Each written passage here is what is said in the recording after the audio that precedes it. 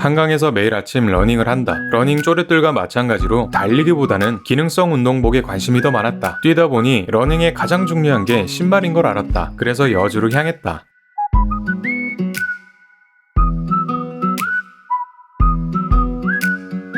아울렛은 참 신기하다. 갈 때마다 기분이 좋다. 이것저것 둘러보고서 나이키 매장으로 갔다. 사고 싶은 게 너무 많았다. 후드, 바람막이, 맨투맨. 하지만 난 절제할 줄 아는 남자다. 러닝화만 구매했고 옆에는 어느새 트레이닝복도 함께 들어있었다. 20대의 나는 여주를 딱 2번 와본 것 같은데 요즘은 젊은 친구들도 많이 볼 수 있다. 이럴 때 매번 느끼는데 어린 나이에 돈이 어디서 났을까? 그 나이에 아울렛이 가성비가 좋다는 걸 어떻게 알았을까? 20대에 똑똑한 친구들이 참 많은 것 같다. 달리기를 할 때 신발이 중요하다 다는 걸 나중에서야 알게 된 것처럼 나의 20대는 그렇게 똑똑하지 않았다. 아니 세상 물정을 잘 몰랐다. 만약 내가 20대로 돌아간다면 어떨까?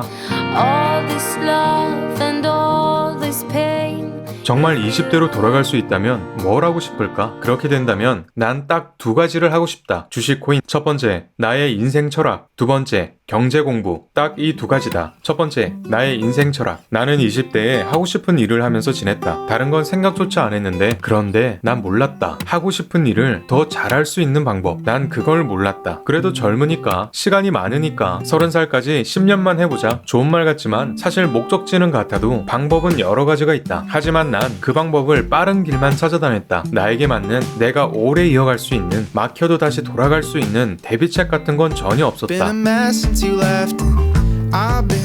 물론 잘 되면 빨리 성공하고 명성도 없겠지만 그건 쉽지 않다. 로또 당첨을 바라는 것과 같다. 실제로 대학 선후배 동기들 800명 정도 되는 사람들 중에 직업으로 하는 사람은 20-30명밖에 없는 것 같다. 그런 이유로 나에 대해서 더 알아보고 싶다. 그럼 뭘 알아보고 싶을까? 너무 많지만 간단한 몇 가지만 예를 들면 상처를 많이 받는 사람인지, 남들 시선을 얼마나 신경 쓰는지, 하고 싶으면 지식을 먼저 쌓는 타입인지, 그냥 저지르고 보는 타입인지, 혼자 하는 일과 다수가 하는 일 어떤 게 더 편한 사람인지, 끈기, 성격, 가치관, 인간관계 이런 것 외에도 나라는 사람이 어떤지를 확실히 하고 싶다. 그래야 어떤 일을 해도 나에게 맞는 여러 가지 방법을 준비할 수 있는 것 같다. 예를 들면 유튜브를 너무 하고 싶어서 시작해도 이런저런 안 좋은 댓글을 보면 상처받고 포기하는 사람도 정말 많다. 그냥 유튜브가 좋아서 잘할 것 같아서 시작했지만 안 좋은 댓글에 멘탈이 한없이 무너지는 사람이 많다. 만약 이런 걸 알았다면 최소한 마음의 준비라도 할 수 있고 더 오래 유지할 수 있는 것 같다. 난 20대에 하고 싶은 일 하나만 보고 달렸고 조금의 성과도 있어서 남들은 부러워하고 칭찬도 해줬다. 그럴수록 더 빠른 길로 가서 인정받고 싶었지만 그건 큰 착각이었다. 빠른 길이 아니라 막히면 돌아갈 수 있는 다양한 길을 준비했어야 했다. 그걸 준비할 수 있는 방법은 내가 누군지를 더 잘 알아야 했었고 내가 누군지 확실히 알아야 어딜 가도 확실히 보여줄 수 있다. 회사로 비유하면 새로 시작하는 스타트업 회사가 어떤 회사인지, 좋은 사업성을 가졌는지 투자자가 직접 찾아와서 알아봐주지 않는다. 우리 회사가 뭐하는 회사인지 직접 알려야 되는데 여기에 필요한 게 그 회사의 경영 철학, 비전이다. 당장은 아무것도 없는 회사, 그리고 이제 시작하는 20대라도 경영 철학이나 인생에 대한 철학이 명확할수록 내가 가야 하는 길이 뚜렷하게 보이고 말할 수 있다. 철학이 없으면 너 뭐 하고 싶어? 하고 싶은 일 그거 어떻게 준비할 거야? 이 질문에 답을 할 수가 없다.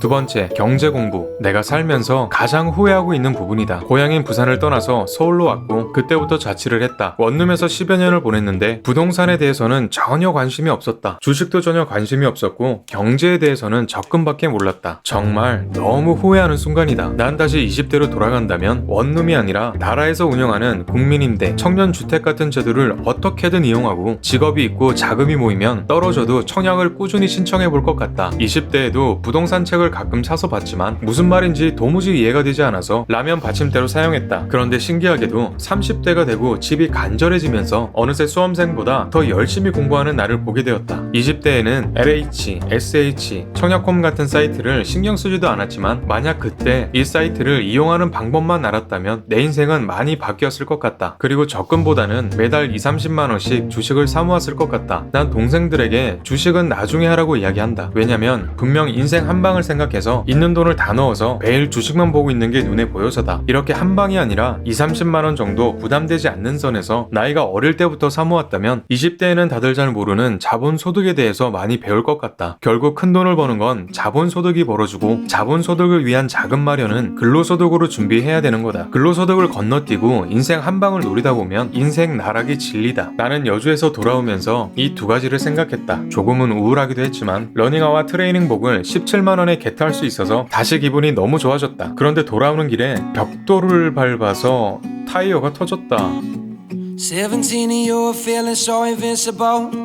바람이 빠진 게 아니라 터져버렸다. 근처에 공업사가 있어서 찾아갔는데 그런데 휠까지 먹어버렸다. 눈물을 머금고 70만원짜리 운동화를 한 켤레 더 샀다. 한동안 쇼핑은 하지 않기로 했다.